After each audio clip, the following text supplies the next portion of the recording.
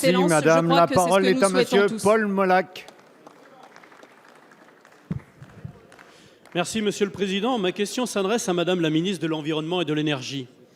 Madame, nous avons fait le choix de développer la méthanisation agricole. Elle utilise la biomasse présente sur les exploitations, déjections animales, résidus de culture. Elle développe les cultures dites intermédiaires qui ne concurrencent pas celles destinées à l'alimentation humaine. Elle permet de diversifier les sources de revenus des agriculteurs, en particulier des éleveurs dont on connaît les difficultés actuelles. Ce type de méthanisation est vertueux, ce qui n'est pas le cas de tous les types de méthanisation. Nous avons déjà réglé un certain nombre de problèmes qui bloquaient le développement de cette filière, comme l'exonération de la taxe foncière et de la CFE, la cotisation foncière des entreprises.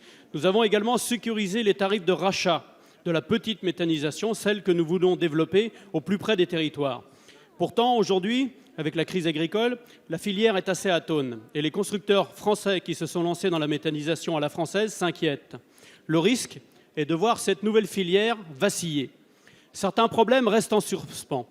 Il s'agit de la durée des tarifs de rachat.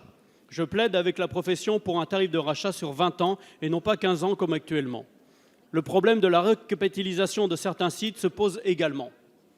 Des propositions sont sur la table et les méthaniseurs attendent un signe fort qui, dans cette crise agricole de surproduction que nous connaissons, leur donnera de l'espoir, l'envie et la volonté d'investir dans cette nouvelle source d'énergie renouvelable. Je vous remercie.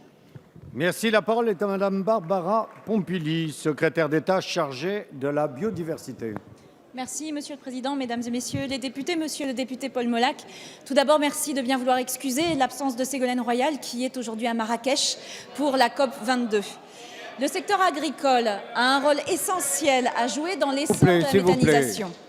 La France compte actuellement 400 installations de méthanisation, dont la moitié avec des intrants d'origine agricole et majoritairement en cogénération, électricité et chaleur.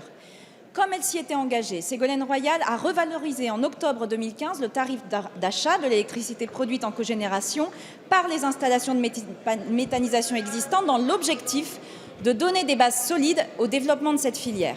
En parallèle, conformément aux lignes directrices européennes en matière d'aide d'État dans le domaine de l'énergie, la France a réformé son dispositif de soutien aux énergies renouvelables et a notifié ce nouveau dispositif à la Commission européenne fin 2015.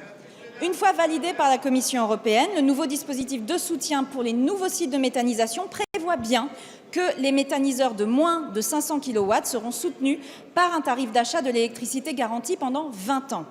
Par ailleurs, concernant les tarifs d'achat des méthaniseurs existants, Ségolène Royal a publié le 27 septembre dernier au Journal officiel un nouvel arrêté prolongeant le bénéfice du tarif d'achat pour les installations de méthanisation existantes de moins de 500 kW. Cet arrêté permet de sécuriser le cadre économique des méthaniseurs dans l'attente de la publication d'un nouvel arrêté tarifaire qui devra intervenir d'ici la fin de l'année.